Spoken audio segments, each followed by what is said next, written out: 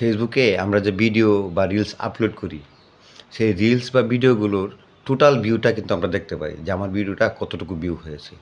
কিন্তু আমার ভিডিওটা সম্পূর্ণ কতজন মানুষ ভিউ করেছে বা দেখেছে, সেটা আমরা যদি বের করতে পারি, তাহলে কিন্তু আমাদের জন্য সহজ হয় যে আমাদের ভিডিও কোয়ালিটি কেমনে আরও ভালো করা যাবে। তাহলে চলুন দেখি কীভাবে আমরা জানবো যে আমার ভিডিওটি সম্পূর্ণ কতজন মানুষে দেখেছে।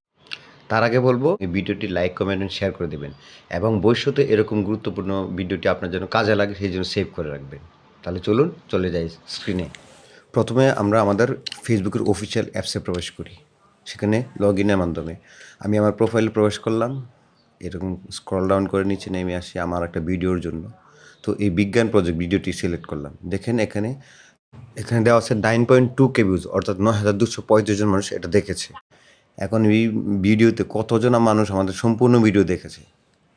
তাহলে আমি এই যে দেখেন এখানে লেখা আছে রিটেনশন, আমরা সেই রিটেনশনে ক্লিক করি। দেখেন যে 4 সেকেন্ড পর্যন্ত 100% মানুষ দেখেছে, অর্থাৎ 9532।